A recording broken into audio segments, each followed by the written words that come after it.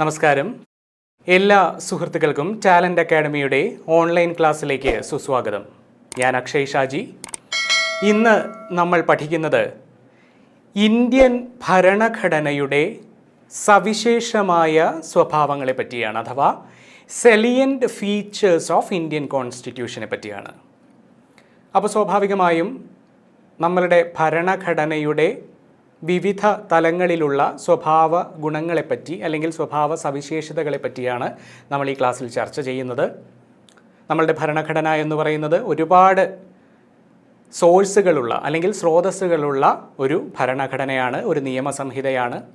അപ്പോൾ സ്വാഭാവികമായിട്ടും അതിൻ്റെ എല്ലാ ഫീച്ചേഴ്സും അല്ലെങ്കിൽ സ്വഭാവ സവിശേഷതകളും അറിഞ്ഞിരിക്കുക എന്നുള്ളത് വളരെ പ്രധാനപ്പെട്ടതാണ്.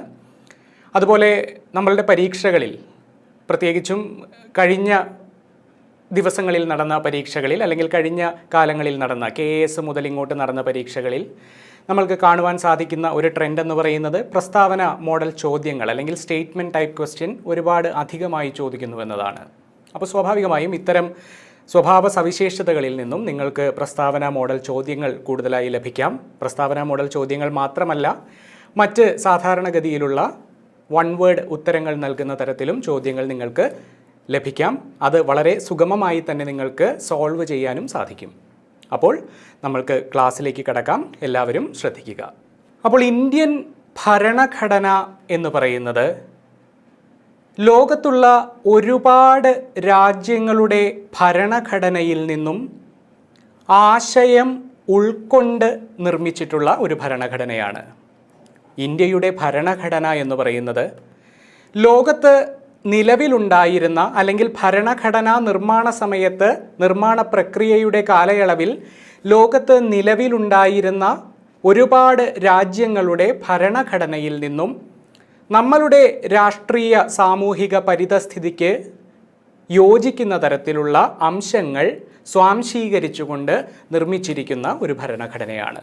അപ്പോൾ സ്വാഭാവികമായിട്ടും മറ്റ് രാജ്യങ്ങളുടെ ഭരണഘടനയിൽ നിന്നും നമ്മളുടെ ഇന്ത്യൻ ഭരണഘടനയ്ക്ക് എന്തുണ്ട്? ഒരു ശക്തമായ സ്വാധീനമുണ്ട് എന്ന് പറയാം. അപ്പോൾ 1949 നവംബർ 26 എന്നാണ് 1949 നവംബർ 26 ഇന്ത്യയുടെ ഭരണഘടനാ നിർമ്മാണ സമിതി അംഗീകരിക്കുന്നത്. പക്ഷേ എല്ലാ വകുപ്പുകളും അല്ലെങ്കിൽ ഭരണഘടനയിൽ പ്രതിപാദിച്ചിട്ടുള്ള എല്ലാ കാര്യങ്ങളും 1949 നവംബർ 26 നിലവിൽ വന്നോ? ഇല്ല. ചില പ്രധാനപ്പെട്ട പ്രൊവിഷനുകൾ, അതായത് ഏതൊക്കെയാണ്? ഉദാഹരണത്തിന് സിറ്റിസൺഷിപ്പ് അല്ലെങ്കിൽ പൗരത്വം, അതുപോലെ ഇലക്ഷൻ, തെരഞ്ഞെടുപ്പുകൾ തുടങ്ങിയ ചില പ്രധാനപ്പെട്ട പ്രൊവിഷനുകൾ മാത്രമാണ് 1949 നവംബർ 26 നിലവിൽ വന്നത്. മറ്റുള്ള ഭരണഘടനയുടെ ഭാഗങ്ങളെല്ലാം 1950 റിപ്പബ്ലിക് ഡേ ആയി നമ്മൾ ആചരിക്കുന്ന 1950 ജനുവരി 26 നമ്മളുടെ രാജ്യത്ത് നിലവിൽ വന്നത്. ഈ ദിവസമാണ് ഭരണഘടന ഔദ്യോഗികമായി നിലവിൽ വന്നത്. അപ്പോൾ സ്വാഭാവികമായും അതിനുശേഷം ഒരുപാട് ഭേദഗതികൾ ഭരണഘടനയിൽ സംഭവിച്ചു. പ്രധാനപ്പെട്ട ഭേദഗതികൾ ഏതെല്ലാമാണ്? 42ാം ഭേദഗതി 1976 സംഭവിച്ചു. അതിനുശേഷം 86ാം ഭേദഗതി പ്രധാനപ്പെട്ടതാണ്. 86ാം ഭേദഗതി 73, 74, 52 തുടങ്ങിയ ഭേദഗതികളെല്ലാം വളരെ പ്രധാനപ്പെട്ടതാണ്. നമ്മൾ ഡീറ്റെയിൽഡ് ആയിട്ട് ആ കാര്യങ്ങളൊക്കെ വരും ക്ലാസ്സുകളിൽ പഠിക്കും. അപ്പോൾ ഒരുപാട് ഭേദഗതികൾ ഭരണഘടനയ്ക്ക് സ്വാഭാവികമായും സംഭവിച്ചു. അങ്ങനെ ഭേദഗതികൾ സംഭവിച്ച ഭരണഘടനയുടെ ഒരു രൂപമാണ് ഇന്ന് നമ്മൾ ഉപയോഗിച്ചുകൊണ്ടിരിക്കുന്നത്. അപ്പോൾ 42ാം ഭേദഗതിയെ വിശേഷിപ്പിക്കുന്നത് മിനി കോൺസ്റ്റിറ്റ്യൂഷൻ എന്നാണ്. 42ാം ഭേദഗതിയെ വിശേഷിപ്പിക്കുന്നത് മിനി കോൺസ്റ്റിറ്റ്യൂഷൻ എന്നാണ്. ഏത് വർഷമാണ്? 1976 1976 42ാം ഭേദഗതി നിലവിൽ വരുന്നത്. മിനി കോൺസ്റ്റിറ്റ്യൂഷൻ എന്നാണ് 42ാം ഭേദഗതിയെ വിശേഷിപ്പിക്കുന്നത്. എന്തുകൊണ്ടാണ് മിനി കോൺസ്റ്റിറ്റ്യൂഷൻ എന്ന് വിശേഷിപ്പിക്കുന്നത്? ഒരുപാട് പ്രധാനപ്പെട്ട മാറ്റങ്ങൾ ഇന്ത്യൻ ഭരണഘടനയുടെ ഭാഗമായി ഉൾക്കൊള്ളിച്ച ഭേദഗതിയാണേത് 42ാം ഭേദഗതി. ഒരുപാട് പ്രധാനപ്പെട്ട മാറ്റങ്ങൾ ഇന്ത്യൻ ഭരണഘടനയുടെ ഭാഗമായി ഉൾക്കൊള്ളിച്ച ഭേദഗതി അല്ലെങ്കിൽ അമെൻമെൻ്റ് ആണ് എന്ത് 42ാം ഭേദഗതി എന്ന് പറയുന്നത്. അപ്പോൾ ഈ 42ാം ഭേദഗതിയിലാണ് എന്ത് ഫണ്ടമെൻ്റൽ ഡ്യൂട്ടീസ് അഥവാ മൗലിക കടമകൾ കൂട്ടിച്ചേർക്കുന്നത്. മൗലിക കടമകൾ കൂട്ടിച്ചേർക്കുന്നത് 42ാം ഭേദഗതിയിലാണ്. അതുപോലെ സെക്യുലാർ, ഇൻ്റഗ്രൽ തുടങ്ങിയ വാക്കുകൾ കൂട്ടിച്ചേർക്കുന്നത് 42ാം ഭരണഘടനാ ഭേദഗതിയിലൂടെയാണ്. അപ്പോൾ അത്തരം പ്രധാനപ്പെട്ട ഒരുപാട് മാറ്റങ്ങൾ ഇന്ത്യൻ ഭരണഘടനയിൽ കൊണ്ടുവന്ന ഭേദഗതിയാണ് എന്ത് 42ാം ഭേദഗതി എന്ന് പറയുന്നത്. അപ്പോൾ പ്രധാനപ്പെട്ട മറ്റൊരു വിധി കൂടി ഇവിടെ പ്രസ്താവന യോഗ്യമാണ്. നമ്മളെല്ലാവരും എപ്പോഴും നമ്മളുടെ പഠന കാലയളവുകളിൽ കേട്ടുകൊണ്ടിരിക്കുന്ന ഒരു വിധി പ്രസ്താവനയാണ് കേശവാനന്ദ ഭാരതി കേസിൽ സുപ്രീം കോടതി പുറപ്പെടുവിച്ച വിധി. എന്താണ് സുപ്രീം കോടതി പറഞ്ഞത്? അനുച്ഛേദം 368 പ്രകാരം പാർലമെൻറ്റിന് ഭരണഘടനയുടെ അടിസ്ഥാന ഘടനയിൽ ഭേദഗതി വരുത്താനാകില്ല. എന്താണ് പറഞ്ഞത്? അനുച്ഛേദം 368 പാർലമെൻറ്റിന് ഭരണഘടനാ ഭേദഗതിക്കുള്ള അവകാശം നൽകുന്നത്. ഏതാണ്? അനുച്ഛേദം 368, ആർട്ടിക്കിൾ 368 എന്ത് കോൺസ്റ്റിറ്റ്യൂഷണൽ അമെൻമെൻറ്റിനെ പറ്റി അല്ലെങ്കിൽ അമെൻമെൻറ്റിന് പാർലമെൻറ്റിന് അധികാരം നൽകുന്നത്. അനുച്ഛേദം 368.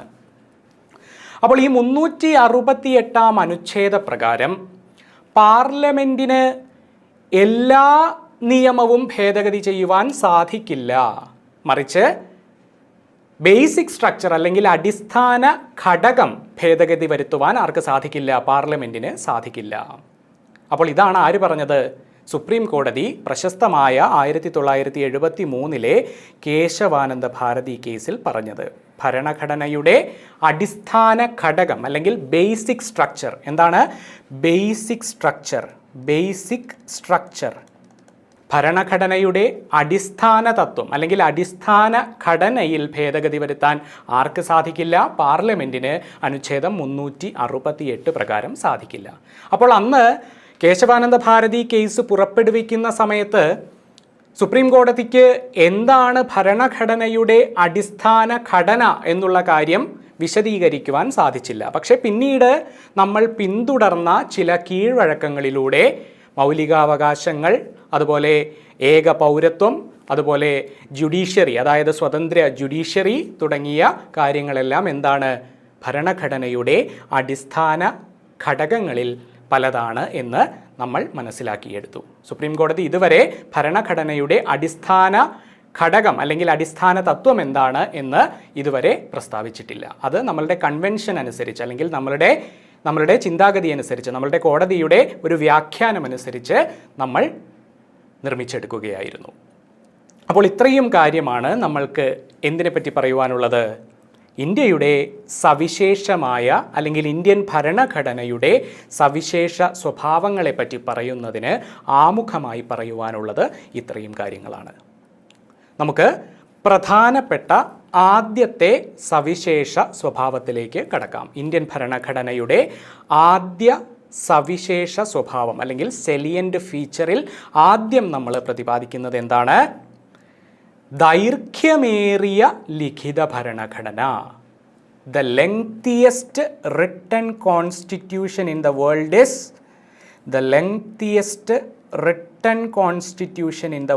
Is India. ഇന്ത്യൻ ഭരണഘടനയാണ് ലോകത്തിലെ ഏറ്റവും ദൈർഘ്യമേറിയ ലിഖിത ഭരണഘടന അല്ലെങ്കിൽ ഏറ്റവും വലിയ ലിഖിത ഭരണഘടന. എങ്ങനെയാണ്? രണ്ട് രീതിയിൽ ചോദിക്കാം. ദൈർഘ്യമേറിയ അല്ലെങ്കിൽ ഏറ്റവും വലിയ ലിഖിത ഭരണഘടന. അപ്പോൾ സ്വാഭാവികമായിട്ടും നമ്മളുടെ ഭരണഘടന നിലവിൽ വരുന്ന സമയത്ത് നമ്മൾക്ക് 395 അനുച്ഛേദങ്ങൾ അല്ലെങ്കിൽ ആർട്ടിക്കിളുകൾ നിലവിലുണ്ടായിരുന്നു. 395 അനുച്ഛേദങ്ങളുണ്ടായിരുന്നു. 8 പട്ടികകളുണ്ടായിരുന്നു.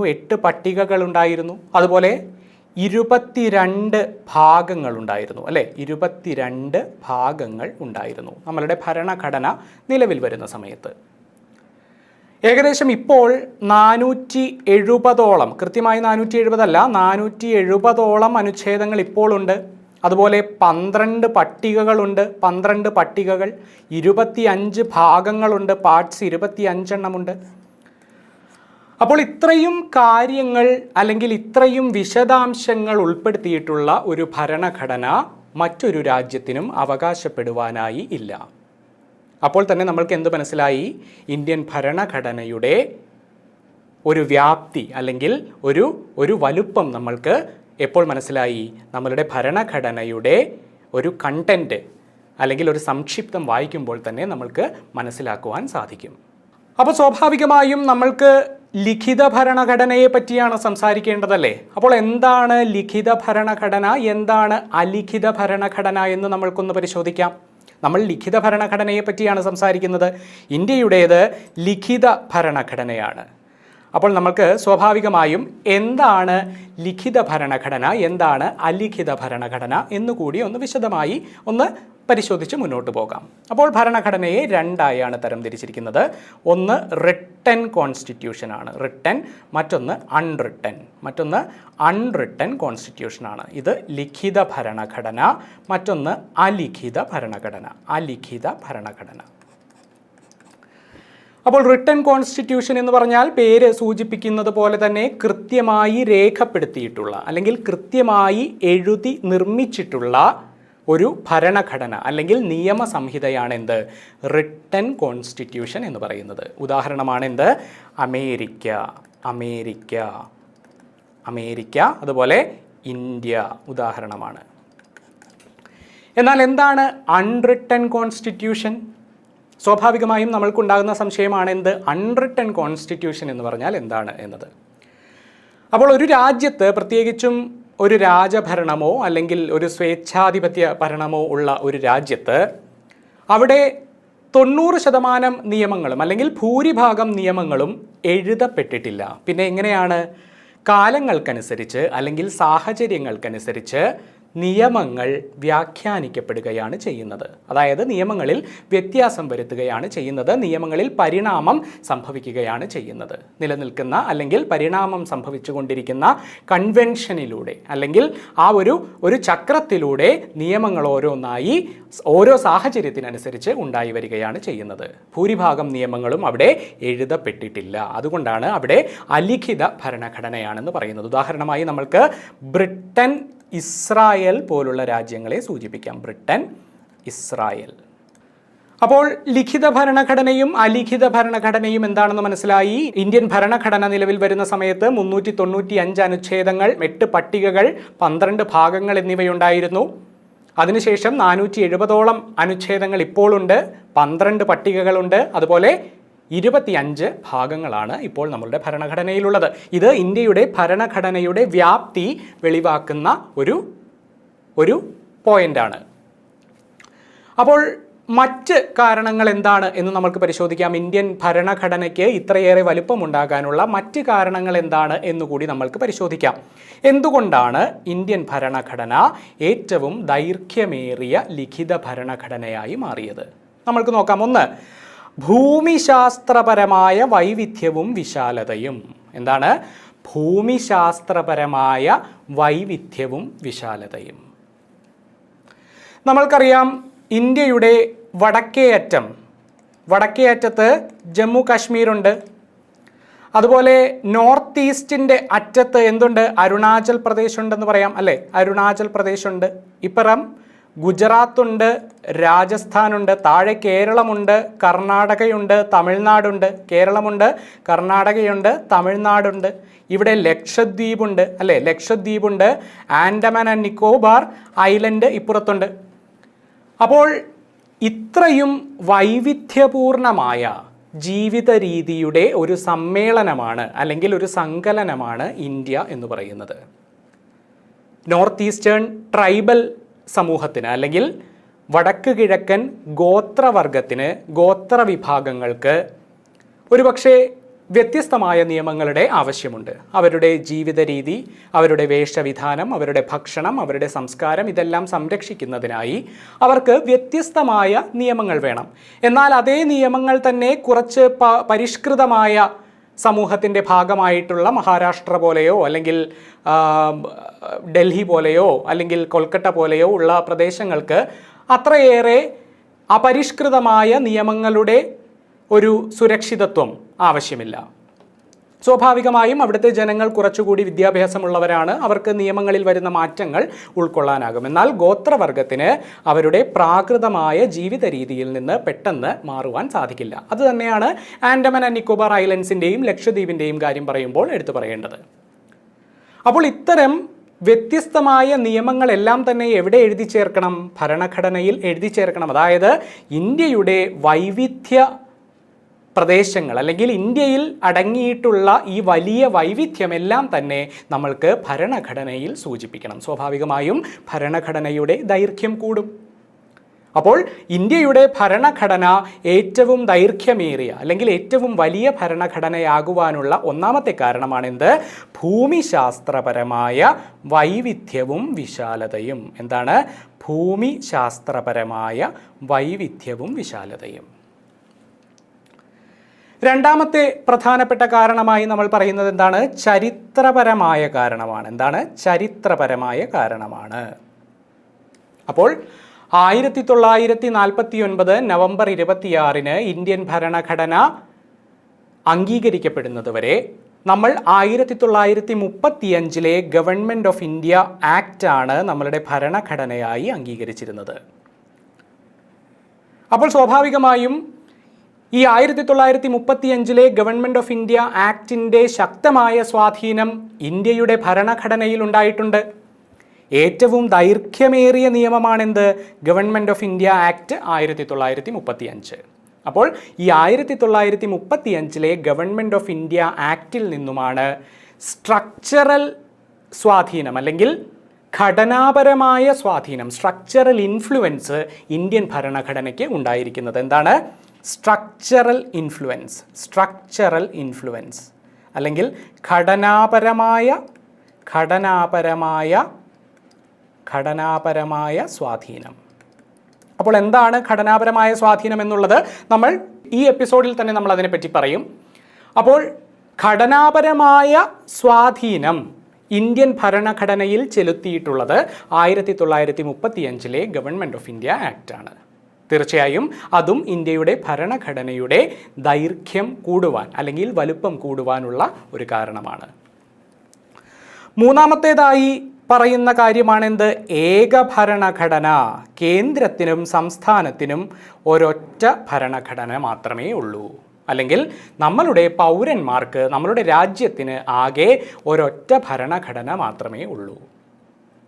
അപ്പോൾ നമ്മളുടെ രാജ്യത്തെ എല്ലാ വൈവിധ്യങ്ങളും ഞാൻ നേരത്തെ പറഞ്ഞതുപോലെ നമ്മളുടെ ഭരണഘടനയിൽ ഉൾപ്പെടുത്തേണ്ടിയിരിക്കുന്നു. അതുകൊണ്ട് നമ്മളുടെ ഏക ഭരണഘടന എന്ന് പറയുന്നതും വിവിധ സംസ്ഥാനങ്ങളുടെ വ്യത്യസ്തമായ സാഹചര്യങ്ങൾക്ക് അനുകൂലമായി ഇണക്കിച്ചേർക്കുന്ന നിയമങ്ങൾ നമ്മളുടെ ഭരണഘടനയിൽ ഉൾപ്പെടുത്തേണ്ടതുള്ളതുകൊണ്ട് സ്വാഭാവികമായും നമ്മളുടെ ഭരണഘടനയുടെ വലിപ്പം കൂടുവാനുള്ള സാഹചര്യം. ഒടുവിലായി നിയമവിദഗ്ധരുടെ ഭരണഘടനാ നിർമ്മാണ പ്രക്രിയയിലെ സാന്നിധ്യം. എന്താണ്? നിയമവിദഗ്ധരുടെ ഭരണഘടനാ നിർമ്മാണ പ്രക്രിയയിലെ സാന്നിധ്യം. നിയമവിദഗ്ധരുടെ ഭരണഘടനാ നിർമ്മാണ പ്രക്രിയയിലെ സാന്നിധ്യം. നമ്മളുടെ ഭരണഘടനാ നിർമ്മാണ സഭയിൽ ഒരുപാട് നിയമവിദഗ്ധർ, ഡോക്ടർ BR അംബേദ്കറെ പോലെ ഒരുപാട് നിയമവിദഗ്ധർ ഉണ്ടായിരുന്നു. അതുകൊണ്ടാണ് ഭരണഘടന ആദ്യ വായനയിൽ നമ്മൾ സാധാരണക്കാർക്ക് മനസ്സിലാക്കിയെടുക്കാൻ ബുദ്ധിമുട്ട് അനുഭവപ്പെടുന്നത്. ഇത് എഴുതപ്പെട്ടിട്ടുള്ളത് നിയമ വിദ്യാഭ്യാസം അല്ലെങ്കിൽ നിയമ വൈദഗ്ധ്യമുള്ളവർക്ക് മാത്രം മനസ്സിലാക്കുവാൻ സാധിക്കുന്ന രീതിയിലാണെന്ന തരത്തിലുള്ള വിമർശനങ്ങൾ ഒരുപാട് ഭരണഘടനാ നിർമ്മാണ പ്രക്രിയയിലുടനീളം ഉണ്ടായിരുന്നു. അന്ന് ഡ്രാഫ്റ്റിംഗ് കമ്മിറ്റിയുടെ ചെയർമാൻ ആരായിരുന്നു? ഡോക്ടർ BR അംബേദ്കർ ആയിരുന്നു. അപ്പോൾ ഭരണഘടനയുടെ നിർമ്മാണ പ്രക്രിയയിലെ നിയമവിദഗ്ധന്മാരുടെ സാന്നിധ്യം എന്ന് പറയുന്നതും ഭരണഘടനയുടെ ദൈർഘ്യം കൂടുവാനുള്ള കാരണമായി പറയുന്നു. അപ്പോൾ ഒരിക്കൽ കൂടി പോയിന്റുകൾ കൃത്യമാക്കുക. എന്തുകൊണ്ടാണ് അല്ലെങ്കിൽ ആദ്യത്തെ ഇന്ത്യൻ ഭരണഘടനയുടെ പ്രധാന സ്വഭാവ സവിശേഷതയായി പറയുന്നത് ഇന്ത്യൻ ഭരണഘടനയാണ് ലോകത്തിലെ ഏറ്റവും വലിയ ലിഖിത ഭരണഘടന. എന്തുകൊണ്ടാണ് അങ്ങനെ പറയുന്നത്? ഒന്ന്, ഭൂമിശാസ്ത്രപരമായ വൈവിധ്യവും വിശാലതയും. രണ്ടെന്താണ്? ചരിത്രപരമായ കാരണം. എന്താണ് ചരിത്രപരമായ കാരണം? 1935 ഗവൺമെൻറ് ഓഫ് ഇന്ത്യ ആക്റ്റിൽ നിന്നും സ്ട്രക്ചറൽ ഇൻഫ്ലുവൻസ് അഥവാ ഘടനാപരമായ സ്വാധീനം ഇന്ത്യൻ ഭരണഘടനയിൽ ചെലുത്തിയിട്ടുണ്ട്. മൂന്നാമത്തേത്, ഏക ഭരണഘടനയാണ് നമ്മളുടെ രാജ്യത്തിനുള്ളത്. സംസ്ഥാനത്തിനും കേന്ദ്രത്തിനുമായി ഒരൊറ്റ ഭരണഘടന മാത്രം, അല്ലെങ്കിൽ രാജ്യത്തിനാകെയായി ഒരൊറ്റ ഭരണഘടന മാത്രമാണ് നമ്മൾക്കുള്ളത്. എല്ലാത്തരം വൈവിധ്യങ്ങളും നമ്മൾ ആ ഭരണഘടനയിൽ ഉൾപ്പെടുത്തേണ്ടതായി വന്നു. സ്വാഭാവികമായും ഭരണഘടനയുടെ വ്യാപ്തി വർദ്ധിച്ചു. ഏറ്റവും ഒടുവിലത്തെ പോയിന്റ് എന്താണ്? നിയമവിദഗ്ധരുടെ സാന്നിധ്യം. ഭരണഘടന നിർമ്മാണ സഭയിലെ നിയമവിദഗ്ധരുടെ സാന്നിധ്യവും എന്താണ്? ഭരണഘടനയുടെ വ്യാപ്തി അല്ലെങ്കിൽ വിശാലത കൂടുവാനുള്ള കാരണമായി പറയപ്പെടുന്നു. അപ്പോൾ ഇത്രയും കാര്യങ്ങളാണ് ലിഖിത ഭരണഘടന അല്ലെങ്കിൽ ലോകത്തിലെ ഏറ്റവും വലിയ ലിഖിത ഭരണഘടന എന്ന ഇന്ത്യൻ ഭരണഘടനയുടെ പ്രധാന സവിശേഷ സ്വഭാവങ്ങളുടെ ഭാഗമായി നിങ്ങളോട് പറയുവാനുള്ളത്. നമ്മൾക്ക് അടുത്ത പ്രധാനപ്പെട്ട പോയിന്റിലേക്ക് പോകാം. 2, മറ്റ് ഭരണഘടനകളുടെ സ്വാധീനം. എന്താണ്? Influence of other constitution. Influence of other constitution. Doctor BR Ambedkar പറഞ്ഞിട്ടുണ്ട്, ഇന്ത്യൻ ഭരണഘടന നിർമ്മിച്ചിരിക്കുന്നത് ലോകത്ത് അന്ന് നിലവിലുണ്ടായിരുന്ന സർവമാന ഭരണഘടനകളും പരിശോധിച്ച് അതിൽ നിന്നുള്ള അംശങ്ങളെ സ്വാംശീകരിച്ചാണ് ഇന്ത്യൻ ഭരണഘടന നിർമ്മിച്ചിരിക്കുന്നത്. ഡോക്ടർ BR അംബേദ്കർ പറഞ്ഞതാണ്, ഇന്ത്യൻ ഭരണഘടന നിർമ്മിച്ചിരിക്കുന്നത് ഇന്ത്യക്കുതകുന്ന അല്ലെങ്കിൽ ഇന്ത്യക്ക് യോജിക്കുന്ന മറ്റ് ഭരണഘടനയിൽ പറഞ്ഞിട്ടുള്ള പ്രധാന അംശങ്ങളെയെല്ലാം സ്വാംശീകരിച്ചുകൊണ്ടാണ് ഇന്ത്യൻ ഭരണഘടന നിർമ്മിച്ചിരിക്കുന്നത്. എത്ര നാളുകളെടുത്താണ് ഇന്ത്യൻ ഭരണഘടന നിർമ്മാണം പൂർത്തീകരിച്ചത്? 2 വർഷവും 11 മാസവും അതുപോലെ 18 ദിവസം. 18 ദിവസം. ഇവിടെ ഒരു കാര്യം പ്രത്യേകം ഓർക്കുക, PSC ഉത്തര സൂചിക പ്രകാരം 2 years 11 months and 17 days ആണ്. 17 days ആണ് PSC പ്രകാരമുള്ള ഉത്തരമെന്ന് പറയുന്നത്. യഥാർത്ഥത്തിൽ 2 വർഷവും 11 മാസവും 18 ദിവസവുമാണ്. അതവിടെ നിൽക്കട്ടെ. അപ്പോൾ മറ്റ് ഭരണഘടനകളുടെ സ്വാധീനം എന്ന് പറയുന്നത് ഇന്ത്യൻ ഭരണഘടനയുടെ ദൈർഘ്യമേറുവാൻ അല്ലെങ്കിൽ വലിപ്പമേറുവാനുള്ള പ്രധാനപ്പെട്ട ഒരു കാരണമാണ്. അപ്പോൾ എന്താണ് മറ്റ് ഭരണഘടനകളുടെ സ്വാധീനം എന്ന ഭാഗത്ത് നമ്മൾക്ക് പഠിക്കാനുള്ളത് എന്ന് നോക്കാം. ഞാൻ നേരത്തെ പറഞ്ഞു, ഘടനാപരമായ സ്വാധീനം ഇന്ത്യൻ ഭരണഘടന ഏറ്റെടുത്തിരിക്കുന്നത് 1935 ഗവൺമെൻറ് ഓഫ് ഇന്ത്യ ആക്റ്റിൽ നിന്നുമാണ്. ഘടനാപരമായ സ്വാധീനം അല്ലെങ്കിൽ സ്ട്രക്ചറൽ ഇൻഫ്ലുവൻസ് എന്ന് പറയുന്നത്. അപ്പോൾ എന്തെല്ലാമാണ് സ്ട്രക്ചറൽ ഇൻഫ്ലുവൻസിൻ്റെ ഭാഗമായി നമ്മൾ പഠിക്കുന്നത്? 1, ഫെഡറലിസം. ഫെഡറലിസം സ്ട്രക്ചറൽ ഇൻഫ്ലുവൻസിൻ്റെ ഭാഗമായി നമ്മൾ 1935 ഗവൺമെൻറ് ഓഫ് ഇന്ത്യ ആക്റ്റിൽ നിന്നും സ്വാംശീകരിച്ചെടുത്ത ഒരു കാര്യമാണ്. അതുപോലെ 1935 ഗവൺമെൻറ് ഓഫ് ഇന്ത്യ ആക്റ്റിൽ നിന്നും നമ്മൾ സ്വീകരിച്ച മറ്റൊരു കാര്യമാണ് എന്ത്? എമർജൻസി അല്ലെങ്കിൽ അടിയന്തരാവസ്ഥ. എമർജൻസി അല്ലെങ്കിൽ അടിയന്തരാവസ്ഥ, ഗവർണർമാർ തുടങ്ങിയ കാര്യങ്ങളെല്ലാം നമ്മൾ സ്വീകരിച്ചത് 1935 ഗവൺമെൻറ് ഓഫ് ഇന്ത്യ ആക്റ്റിൽ നിന്നാണ്. മൗലികാവകാശങ്ങൾ അല്ലെങ്കിൽ ഭരണഘടനയുടെ ഫിലോസഫിക്കൽ പാർട്ട് നമ്മൾ സ്വീകരിച്ചിരിക്കുന്നത് എവിടെ നിന്നാണ്? അമേരിക്ക, അയർലൻഡ് തുടങ്ങിയ രാജ്യങ്ങളിൽ നിന്നാണ്. ഭരണഘടനയുടെ ഫിലോസഫിക്കൽ പാർട്ട് നമ്മൾ സ്വീകരിച്ചിരിക്കുന്നത് അമേരിക്ക, അയർലൻഡ് തുടങ്ങിയ രാജ്യങ്ങളിൽ നിന്നാണ്. ഉദാഹരണം എന്താണ്? ഫിലോസഫിക്കൽ പാർട്ടിൻ്റെ ഉദാഹരണം എന്താണ്? മൗലികാവകാശങ്ങൾ അഥവാ ഫണ്ടമെൻ്റൽ റൈറ്റ്സ്. ഫണ്ടമെൻ്റൽ റൈറ്റ്സ് എന്ന് പറയുന്നത് നമ്മൾ സ്വീകരിച്ചിരിക്കുന്നത് യുണൈറ്റഡ് സ്റ്റേറ്റ്സ് ഓഫ് അമേരിക്കയിൽ നിന്നാണ്. എവിടെ നിന്നാണ്? യുണൈറ്റഡ് സ്റ്റേറ്റ്സ് ഓഫ് അമേരിക്കയിൽ നിന്നാണ്. അതുപോലെ മാർഗനിർദ്ദേശക തത്വങ്ങൾ. എന്താണ് ഫണ്ടമെൻ്റൽ റൈറ്റ്സ്, എന്താണ് മാർഗനിർദ്ദേശക തത്വങ്ങൾ എന്നുള്ളത് നമ്മൾ ക്ലിയറായി വ്യക്തമായി വരും ക്ലാസ്സുകളിൽ പറഞ്ഞു പോകും. ഇപ്പോൾ നിങ്ങൾ ഇത്ര മാത്രം മനസ്സിലാക്കുക, മൗലികാവകാശങ്ങളും മാർഗനിർദ്ദേശക തത്വങ്ങളും. ഇതിൽ മാർഗനിർദ്ദേശക തത്വങ്ങൾ എന്ന് പറയുന്നത് എന്താണ്? ഡിറക്റ്റീവ് പ്രിൻസിപ്പിൾസ് ഓഫ് സ്റ്റേറ്റ് പോളിസിയാണ്. ഡയറക്റ്റീവ് പ്രിൻസിപ്പിൾസ് ഓഫ് സ്റ്റേറ്റ് പോളിസിയാണ്, ചില മാർഗനിർദ്ദേശങ്ങളാണ്. അതായത് ഇന്ത്യയിൽ ഒരു ക്ഷേമരാഷ്ട്രം നിർമ്മിക്കുന്നതിനായുള്ള ചില മാർഗനിർദ്ദേശങ്ങൾ ആർക്ക് നൽകുകയാണ്? നിയമനിർമ്മാണ സഭയ്ക്ക് നൽകുകയാണ്, അല്ലെങ്കിൽ സർക്കാരിന് നൽകുകയാണ് ഭരണഘടനയിലൂടെ. അതാണ് DPSP എന്ന് പറയുന്നത്. മൗലികാവകാശങ്ങൾ എന്ന് പറയുന്നത് പൗരന്മാർക്ക് ഭരണഘടനാപരമായി നൽകിയിരിക്കുന്ന ചില അവകാശങ്ങളാണ്. അപ്പോൾ മാർഗനിർദ്ദേശക തത്വങ്ങൾ നമ്മൾ സ്വീകരിച്ചിരിക്കുന്നത് എവിടെ നിന്നാണ്? അയർലൻഡിൽ നിന്നാണ്. അതുപോലെ ക്യാബിനറ്റ് അല്ലെങ്കിൽ മന്ത്രിസഭ, നിയമനിർമ്മാണ കാര്യനിർവഹണ വിഭാഗങ്ങൾ തമ്മിലുള്ള ബന്ധം നമ്മൾ സ്വാംശീകരിച്ചിരിക്കുന്നത് ബ്രിട്ടൻ്റെ ഭരണഘടനയിൽ നിന്നാണ്. എന്താണ്? മന്ത്രിസഭ, നിയമനിർമ്മാണം, കാര്യനിർവഹണ വിഭാഗങ്ങൾ തുടങ്ങിയവ തമ്മിലുള്ള ബന്ധം അല്ലെങ്കിൽ ബാന്ധവം എന്ന് പറയുന്നത്, അതിൻ്റെ ഒരു കൺസെപ്റ്റ് നമ്മൾ സ്വീകരിച്ചിരിക്കുന്നത് എവിടെ നിന്നാണ്? ബ്രിട്ടൻ്റെ ഭരണഘടനയിൽ നിന്നുമാണ്. ഇതുകൂടാതെ മറ്റ് ഒരുപാട് രാജ്യങ്ങൾ, ഉദാഹരണത്തിന് സൗത്ത് ആഫ്രിക്ക, ഓസ്ട്രേലിയ, കാനഡ തുടങ്ങിയ ഒരുപാട് രാജ്യങ്ങൾ, ഫ്രാൻസ്, ജപ്പാൻ തുടങ്ങിയ ഒരുപാട് രാജ്യങ്ങളുടെ ഭരണഘടനയിൽ നിന്നും, വെയ്മർ കോൺസ്റ്റിറ്റ്യൂഷൻ ഓഫ് ജർമ്മനി തുടങ്ങിയ ഒരുപാട് രാജ്യങ്ങളുടെ ഭരണഘടനയിൽ നിന്നും നമ്മൾ എന്ത് സ്വാംശീകരിച്ചിട്ടുണ്ട്? ഓരോ കൺസെപ്റ്റ് നമ്മൾ സ്വാംശീകരിച്ചിട്ടുണ്ട്. അത് കൃത്യമായി നമ്മൾക്ക് എന്തെല്ലാമാണെന്ന് പരിശോധിക്കാം. അപ്പോൾ അതിനു മുൻപ് നിങ്ങൾ ഒരിക്കൽ കൂടി പറഞ്ഞ പോയിന്റുകൾ ഓർത്തു വയ്ക്കുക. ഇന്ത്യൻ ഭരണഘടനയുടെ രണ്ടാമത്തെ സവിശേഷമായ സ്വഭാവം എന്ന് പറയുന്നത് മറ്റ് ഭരണഘടനകളുടെ സ്വാധീനം എന്നതാണ്, അല്ലെങ്കിൽ ഇൻഫ്ലുവൻസ് ഓഫ് അതർ കോൺസ്റ്റിറ്റ്യൂഷൻ എന്നതാണ്. എന്താണ്? 1935 ഗവൺമെൻറ് ഓഫ് ഇന്ത്യ ആക്റ്റിൽ നിന്നും സ്വാധീനം ഉൾക്കൊണ്ടിട്ടുണ്ട്. എന്തിനു വേണ്ടി? ഘടനാപരമായ സ്വാധീനം അല്ലെങ്കിൽ സ്ട്രക്ചറൽ ഇൻഫ്ലുവൻസ് ആണ് 1935 ഗവൺമെൻറ് ഓഫ് ഇന്ത്യ ആക്റ്റിൽ നിന്നും നമ്മൾ ഉൾക്കൊണ്ടിട്ടുള്ളത്. രണ്ടാമത്തേത് എന്താണ്? മൗലികാവകാശങ്ങൾ അല്ലെങ്കിൽ ഫണ്ടമെൻ്റൽ റൈറ്റ്സ് എന്ന ആശയം നമ്മൾ കടമെടുത്തിരിക്കുന്നത് യുണൈറ്റഡ് സ്റ്റേറ്റ്സ് ഓഫ് അമേരിക്കയിൽ നിന്നാണ്. DPSP അഥവാ directive principles of state policy എന്ന ആശയം നമ്മൾ കടമെടുത്തിരിക്കുന്നത് എവിടെ നിന്നാണ്? ഐറിഷ് ഭരണഘടന അല്ലെങ്കിൽ അയർലൻഡിൽ നിന്നുമാണ്. അതുപോലെ മന്ത്രിസഭ, കാര്യനിർവാഹക, നിയമനിർമ്മാണ സഭകൾ തമ്മിലുള്ള ബന്ധം എന്ന് പറയുന്ന ആശയം അല്ലെങ്കിൽ എന്ന കൺസെപ്റ്റ് നമ്മൾ സ്വീകരിച്ചിരിക്കുന്നത് ബ്രിട്ടൻ്റെ ഭരണഘടനയിൽ നിന്നുമാണ്. രണ്ടാമത്തെ പോയിന്റിൻ്റെ കാര്യത്തിൽ ഇത്ര മാത്രമാണ് നമ്മൾക്ക് പഠിക്കുവാനുള്ളത്. നമ്മൾക്ക് അടുത്ത പോയിന്റ് അല്ലെങ്കിൽ അടുത്ത പ്രധാനപ്പെട്ട സ്വഭാവ സവിശേഷത എന്താണ് എന്ന് പരിശോധിക്കാം. ഇന്ത്യൻ ഭരണഘടനയുടെ മൂന്നാമത്തെ പ്രധാനപ്പെട്ട സ്വഭാവ സവിശേഷതയായി പറയുന്നത് blend of rigidity and flexibility. Blend of rigidity and flexibility.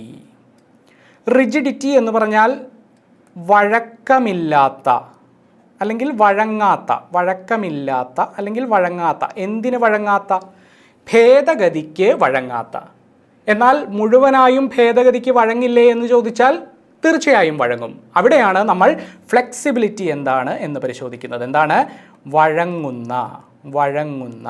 അപ്പോൾ blend of rigidity and flexibility. Blend of rigidity and flexibility. ഈ റിജിഡിറ്റി എന്ന് പറയുന്നത്, റിജിഡ് കോൺസ്റ്റിറ്റ്യൂഷൻ എന്ന് പറയുന്നത് അമേരിക്കൻ കോൺസ്റ്റിറ്റ്യൂഷനാണ്. അമേരിക്കൻ കോൺസ്റ്റിറ്റ്യൂഷൻ വളരെ റിജിഡ് കോൺസ്റ്റിറ്റ്യൂഷനാണ്. ഭരണഘടനാ ഭേദഗതി കൊണ്ടുവരുവാൻ വളരെ ബുദ്ധിമുട്ടുള്ള ഭരണഘടനയാണ് എന്ത്? American constitution. എന്നാൽ ബ്രിട്ടൻ്റെ ഭരണഘടന എന്ന് പറയുന്നത് ഭരണഘടനാ ഭേദഗതി സാധാരണ എളുപ്പമായി നടത്തുവാൻ സാധിക്കുന്ന ഭരണഘടനയാണ്. അപ്പോൾ ഇതിൻ്റെ രണ്ടിൻ്റെയും മധ്യഭാഗത്തായാണ് ഇന്ത്യൻ ഭരണഘടനയുടെ സ്ഥാനം. ഇതിൻ്റെ രണ്ടിൻ്റെയും ഏകദേശം മധ്യഭാഗത്തായാണ് ഇന്ത്യൻ ഭരണഘടനയുടെ സ്ഥാനം. അപ്പോൾ അനുച്ഛേദം 368 എന്ത്? പാർലമെന്റിന് ഭരണഘടനാ ഭേദഗതിക്കുള്ള അനുമതി നൽകുന്നത്. ഭരണഘടനാ ഭേദഗതിക്കുള്ള അനുമതി നൽകുന്നത് അനുച്ഛേദം 368. അപ്പോൾ ഈ അനുച്ഛേദം 368 നടത്തുന്ന ഭേദഗതികളിൽ ചിലപ്പോൾ പാർലമെൻറ്റിൻ്റെ സ്പെഷ്യൽ മെജോറിറ്റി ആവശ്യമായി വരാം. പ്രത്യേക ഭൂരിപക്ഷം. അതുപോലെ ചിലപ്പോൾ പാർലമെൻറ്റിൻ്റെ പ്രത്യേക ഭൂരിപക്ഷത്തോടൊപ്പം തന്നെ പകുതി സംസ്ഥാനങ്ങളുടെ approval, ratification by half of total states. ഇന്ത്യയിലെ പകുതിയിൽ കൂടുതൽ അല്ലെങ്കിൽ പകുതി സംസ്ഥാനങ്ങളുടെയെങ്കിലും അപ്രൂവൽ വേണം എന്തിന്? ഭരണഘടനാ ഭേദഗതി വരുത്തുവാൻ. അപ്പോൾ ഇതാണ് അനുച്ഛേദം 368 പറയുന്നത്. ഇതെന്താണ്? റിജിഡിറ്റിയെ സൂചിപ്പിക്കുന്ന ഘടകമാണ്. എന്താണ്? റിജിഡിറ്റിയെ സൂചിപ്പിക്കുന്ന ഘടകമാണ്.